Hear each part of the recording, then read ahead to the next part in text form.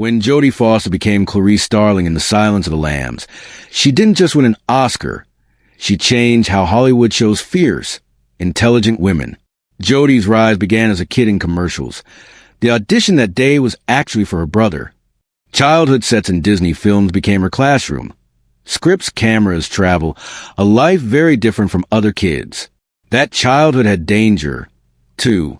While filming Napoleon and Samantha, a train line attacked and left her with permanent scars, an early test of the resilience that would define her career. She moved from kid parts to acclaimed work. Tom Sawyer, Alice Doesn't Live Here Anymore with Martin Scorsese, and then a defining turn in Taxi Driver at just 14. Because of the film's dark theme, she was evaluated, monitored on set, and had a social worker present. Yet her performance was chillingly precise and launched her into a new league. The same year, she starred in Bugsy Malone, earning praise for energy and fearlessness, and soon after won 2 BAFTAs. But her path from child star to adult actor wasn't straightforward. Her mother arranged a controversial photo shoot when Jodie was in her early teens, an episode that still raises questions about exploitation versus parental ambition in show business. Beyond acting, she was extraordinarily bright. Reading at 3, fluent in French, and later a Yale graduate who wrote a thesis on African-American literature under Henry Louis Gates Jr. Yet during her freshman year, she became the focus of a dangerous obsession. John Hinckley Jr., fixated after seeing Taxi Driver, began stalking her. In 1981, he attempted to assassinate President Ronald Reagan, later saying he did it to impress Foster. The event threw her life into turmoil, constant media attention, bodyguards, an emotional toll of testifying at his trial. After Yale, she kept acting but hit a rough patch. Several films underperformed, and she briefly considered leaving Hollywood for academia. Still, she returned, sharper, selective, and eventually iconic.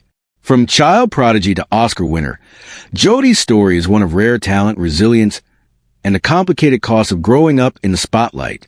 A single risky role rescued Jodie Foster's stalled career and revealed the fearless artist beneath the child star. When she felt trapped, fate handed her a turning point. The producers of The Accused needed an actress to play a sexual assault survivor, a role so raw that many stars declined. Foster auditioned twice and took the part despite fearing it might end her career.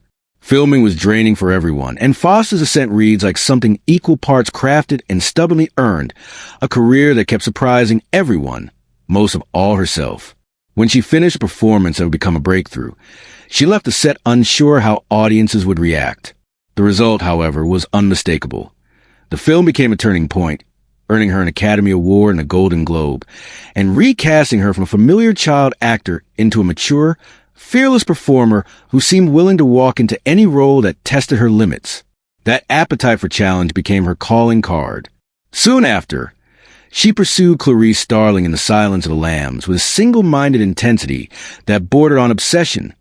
So fierce, in fact, that she once tried to buy the film rights to the novel rather than risk losing control of how the character would be translated to the screen.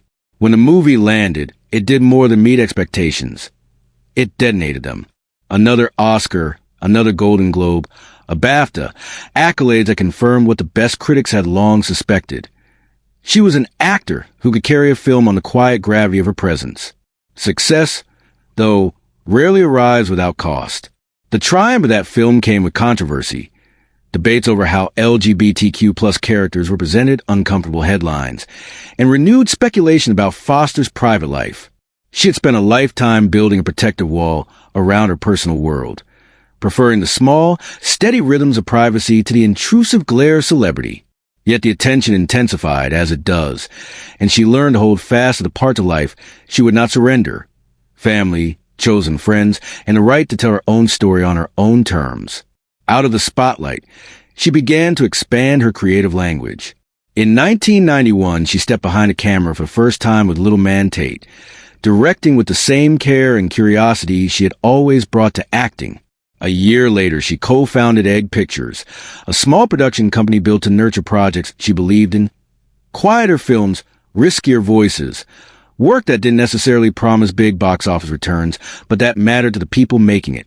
Her choices continued to reflect an artist who prized substance over spectacle. Nell, 1994, earned critical praise and another Oscar nomination. Contact, 1997, inspired by Carl Sagan's ideas, proved that she could lead films that ask questions about humanity, science, and faith without compromising on emotional truth. Her career accumulated odd, public honors that felt more like private notes of recognition. In 1998, an asteroid was named 10744 Jodie Foster, a tiny celestial salute that seemed fitting for someone who, in so many ways, had always looked beyond the immediate horizon. Yet she resisted the easy path of sequels or comfortable returns to iconic roles. When offered opportunities to reprise Clarice, she declined, recognizing that some characters must remain part of a single, distinct moment in an artist's life. The part would later be played by another actor. Foster let the role rest, choosing instead to protect her own evolving sense of purpose. The path was not linear. Egg Pictures closed as projects stalled and the industry shifted, and not every gamble paid off. She returned to commercial territory with tense thrillers like Panic Room and Flight Plan, proving again that she could anchor psychologically demanding movies and still reach broad audiences. She even slipped into cultural footnotes, lending her voice to a Simpsons special, an unexpected wink in a long career defined more by depth than by novelty. Then came the setbacks that all artists face. The Beaver, 2011, a film she directed, was overwhelmed by controversy surrounding its lead actor. The project's failure felt personal, a rare and painful reversal for someone who had weathered so many storms. What made it survivable and ultimately instructive was the steadiness with which she approached the aftermath. She did not disappear. Instead, she learned, adapted, and continued to choose work with intention. Her moment of public reclamation arrived in 2013, when she accepted the Cecil B. DeMille Award at the Golden Globes. The speech was characteristically spare but luminous, not a spectacle but a recalibration. She spoke about privacy and identity, about the quiet dignity of living life on one's own terms. She didn't court sympathy or scandal. She recentered the narrative. That clarity opened new doors. Directors invited her to helm television episodes for shows that were redefining storytelling at the time. Orange is the New Black, House of Cards, Black Mirror. Her television work showed what she had always known, that the directors could be as compassionate and exacting as the actors. Foster's later choices read like the work of an artist who has learned to value depth over heat. She returned to layered, mature roles that explored the contours of grief, resilience, and moral complexity. Her performance in The Mauritanian drew awards attention and reminded audiences that she remained capable of surprising reinvention. Honors followed, some official, some personal, all testaments to a career that had been sustained not by the hunger for applause, but by a commitment to craft. What stands out most about Jodie Foster's story is less the trophies and more the through line. Resilience rooted in curiosity. From a child star navigating the bewildering industry of Hollywood to a two-time Oscar winner who became a director and producer, she has chosen a particular kind of courage. It's the courage to take roles that refuse easy answers, the courage to fail and to take responsibility for those failures, and the courage to protect what is hers amid a profession that asks for everything. She has also shown a quieter bravery, the willingness to make peace with solitude, to cultivate relationships outside the frame, to let a life be lived away from red carpets and headlines. Those choices have shaped a public image that is not performative but deeply human, an artist who treats fame as a tool, not an identity. That distinction matters.